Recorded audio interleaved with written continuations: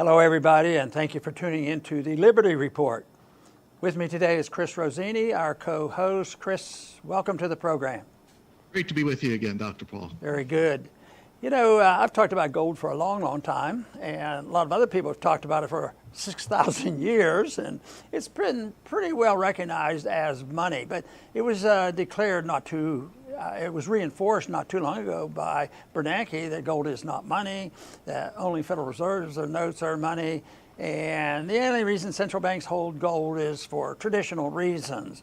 But you know, there was somebody else that predicted all this stuff that gold was not money, was Keynes back in 1924. He was sort of the pre-Roosevelt era. He was moving in with the New Deal, and the setup was if you want a New Deal and a big deal and big spending and big government, you can't have the gold standard hanging around, because gold is a restrainer on big government and abuse of government. But anyway, that was the introduction. He said it was a relic, and it shouldn't be used as money. But you know, I remember the very first time I got on a radio talk show, I think it was about 1974. I'd been interested in the monetary issues because of the breakdown of the Bretton Woods and sort of burying the gold standard for a period of time. At least they didn't want gold restraining what was happening, but we finally had to cave in and refuse. We admitted our bankruptcy and refused to return gold for paper money. But I got on a radio talk show. It was local. It wasn't big at all. And I had the audacity to bring up the subject of gold, which nobody was interested in. I'll tell you, nobody was interested in. But that was sort of my thing that I was interested in. And I remember one gentleman calling up, and he was a labor union leader. And he cited some things from Gompers, and he said that gold is a friend of the working people. I haven't heard that too much lately, but he sort of had an insight and knew about it, and he thought that inflation was not beneficial, you know, to average people. And of course, I don't think it's very beneficial to the cause of liberty, because what it does, it removes all restraints on the politicians. It gives them license to steal at will, in secrecy. And it creates a condition that's totally immoral, but essentially always acceptable, as long as the people who are the people that are going to receive something for it, they're not going to say anything. And when you think of it, Chris, there's a lot of people who receive on the short-term benefits. It's borrowed money, it's fake money, but it can last a long time. You can just print money and pass it out and gain political favors. Welfarism is one thing. Militarism is another thing, fighting wars. Irresponsibility, running up deficits, that's permissible. And they always have their cover. It isn't because Keynes introduced the notion that he's the smartest academician in the world and he knows it, and this whole thing about gold is foolish, and they figure they have the credentials, the establishment, the people in the colleges, the university professors, they generally agreed, and they weren't unanimous in the 30s when Roosevelt was moving in, but there was a lot of movement. There was still superficial talk about gold being important, and it wasn't a relic. For once, FDR was that way. He says, I'm going to keep the United States on the gold standard. And he, of course, was the instigator of it all. And it didn't take him very long for people to give up any hope that Roosevelt was interested in really the gold standard and limiting government, because within days that there was a banking crisis that they helped create, and the banks were closed and gold was confiscated, and they were truly going to make sure it was a relic and nobody ever cared about it. But Chris, I think there's pretty good evidence that no matter what they do, even over long periods of time, and when you think about it, from 1944, when Bretton Woods was started, until it was acknowledged that the whole thing was mystical, it doesn't work, until the failure in 1971, gold was not of much interest to people because the Federal Reserve notes were working, but the conditions changed, and right now gold is back in the news again, and rightfully so, and I hope we can contribute something to finally settling this argument about what money really is and what it ought to be, because it has a lot to do with personal liberty. Oh, it has everything to do with personal liberty. That was a great quote about putting how it's good for the working person. Absolutely. When you have gold, it puts economic power in your hands, not the government's. You know, if government wants to wage war and they need money, they would have to come and get it from you. They don't want to do that. They'd rather print money, and you have no say whatsoever, whether it's war or new welfare or empire. They don't care what you think, and that's why the printing press is their friend. They don't have to come to you. And in order to have this system, you have to have extremely good propaganda, and that's what they have. You know, we've seen since 2016 propaganda, but with money, it's been for almost 100 years, whether it's from government itself, media, the schools or universities. You're not even supposed to think about gold, or even the Federal Reserve for that matter. Don't question who they are, what they do, what these green pieces of paper are, where they come from. You just go and work for them and don't worry about anything else. And unfortunately, it has worked for 100 years. Most, you know, if you're asked about gold, the most you're supposed to say is, well, it's a nice color. But you know what? The day is coming where that is going to end, because supply and demand is going to hit the Fed really hard. You know, during this period of time from 33, when gold was confiscated by Roosevelt, up until then they passed Bretton Woods, the central banks weren't rigid in what they were supposed to do. They were supposed to honor their currency against our dollar, and our dollar was always as good as gold. But the change that has occurred is that there's probably only one really significant country in the world that still actually acts on the assumption that gold is a relic, and that's the United States. We're one of the very few central banks not buying gold. The people who are trying to enter into the fold of participating in the reserve currency, like Russia and China, especially China, they're buying gold, and Japan buys gold. So there's a lot of countries buying gold, but the United States does not buy gold. So they've actually been influenced by the Keynesians of the world and the academicians who just make fun of this. At the same time, markets are very, very powerful. So even during the period of time with Bretton Woods, there was a marketplace. They didn't talk about it a lot. And toward the end, in the late 60s, before 71, before they threw in the towel, there were people selling and buying gold at, you know, it was 35, but it was selling at 30, 36, and 38. And finally, the people who were fixing the price of gold, thinking that they could overcome that and still say that we're good as gold, but we won't obey the rules of gold, they finally threw in the towels, and that's why, you know, the markets did rule, but not immediately. And this is why some people get very frustrated. You say, well, look, they've been printing money. Just take the last 10, 15 years, printing money like crazy. And you'd think gold prices should be soaring. And, you know, gold did go up to 1,800, but then it went back down to $1,000 and sat around there. And it's 2016, it was still $1,000. And now, of course, it's $1,800. And so the mistake that is made is you can't look at the money supply figures, which we do, and we certainly did that in the 1960s because the Fed was watching money supply figures very closely. But if you look at that, the reaction in gold and in the marketplace is not immediate. There's too many variables. You know, there's a lot of subjectivity in there. Values are based on subjectivity in many areas, even though the objective fact that if you print a lot of dollars, the gold price is going to go up in terms of dollars, but you can't say, well, tomorrow or the next day. It doesn't happen that way. You know, and then the price of gold, even though it was sort of set more by the market and the influence and some more rigging, you know, up until from 71 up until the year 2000, gold at the year 2000, it's hard to believe, gold was $270 an ounce. But that was all the maneuvering that's going on, and maybe it was deliberate. Maybe those countries that are buying gold and were buying gold bought a lot of gold. But eventually, just, you know, 20 years ago, it was only $270 an ounce. So the point being is long-term projections are pretty darn reliable short term. See, that's why, although I've always purchased gold as a protection for my family and all, I never was comfortable with the futures market, buying and selling. Oh, it's going up tomorrow, but next week it's going to go down. And that was never appealing to me.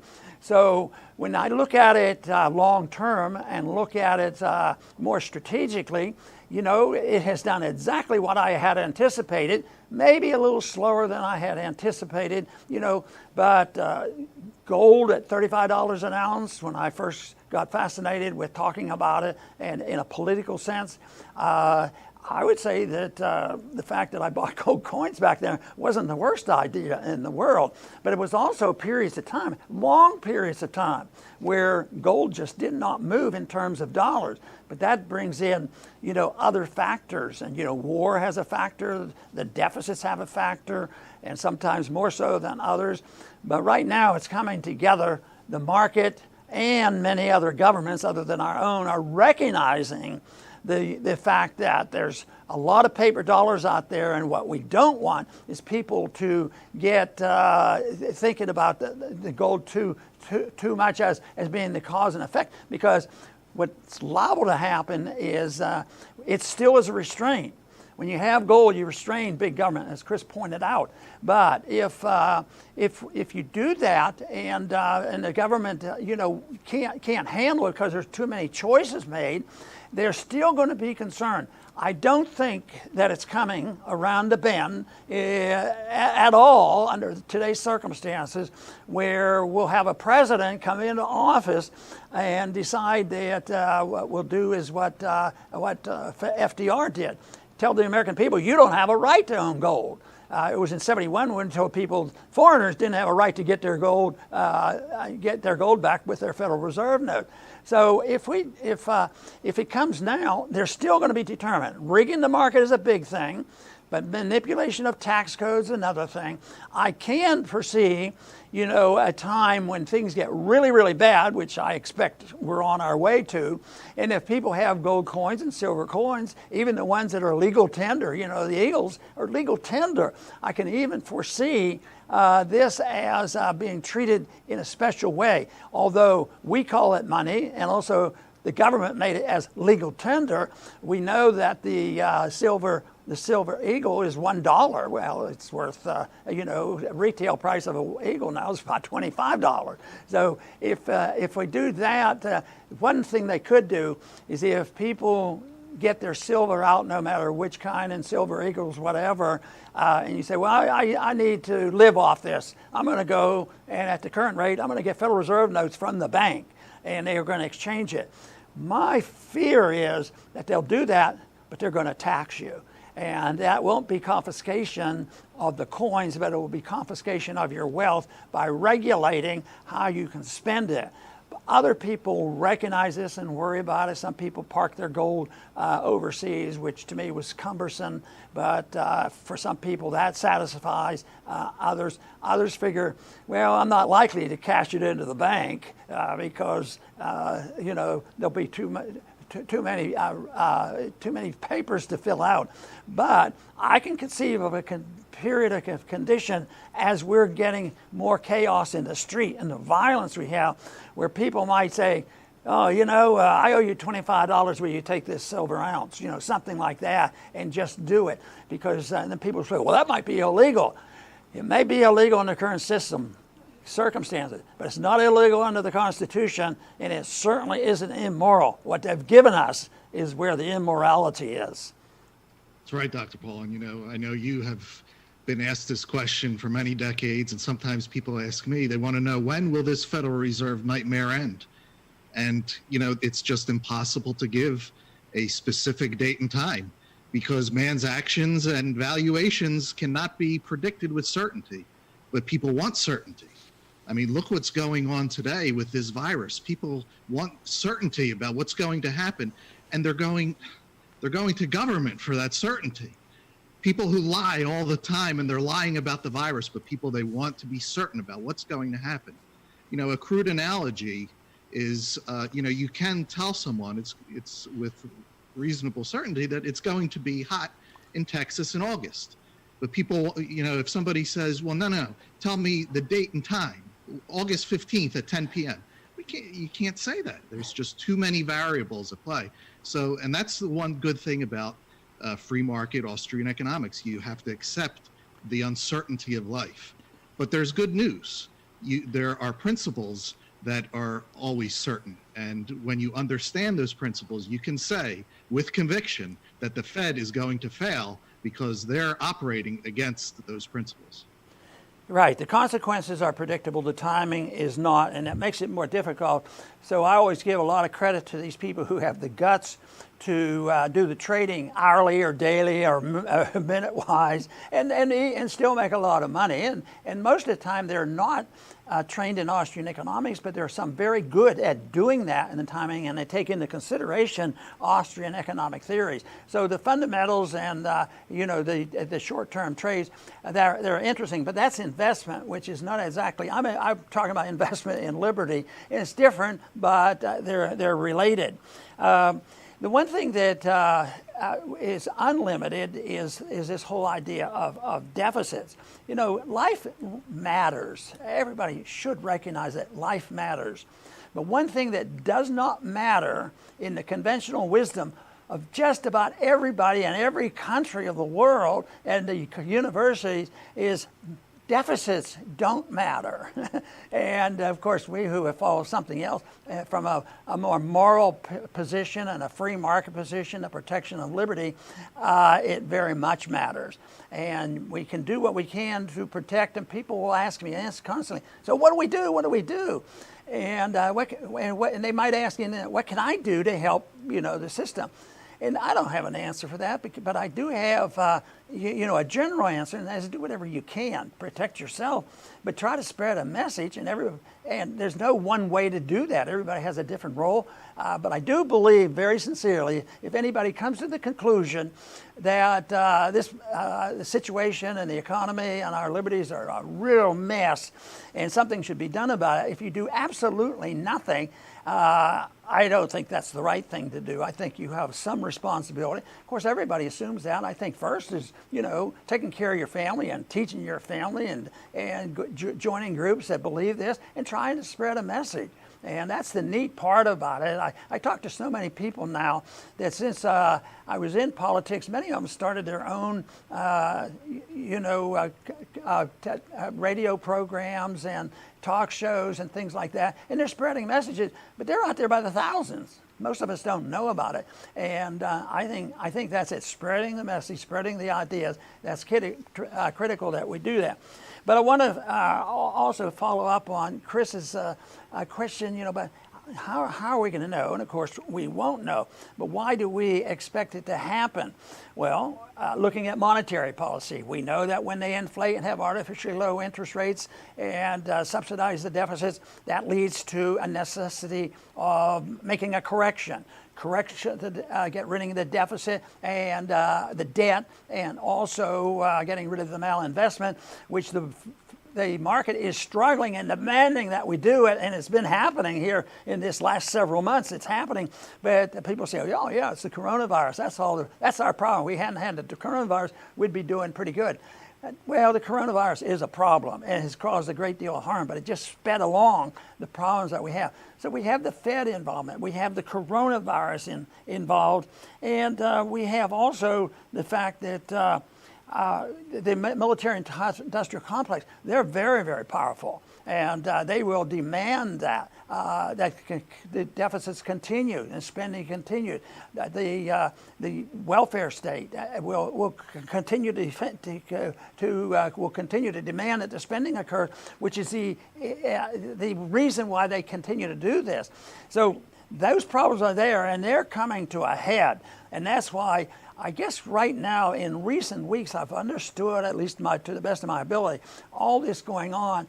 But I think what is evolving in my own brain is, yes, I expected trouble in the street violence and racism and all this stuff going on.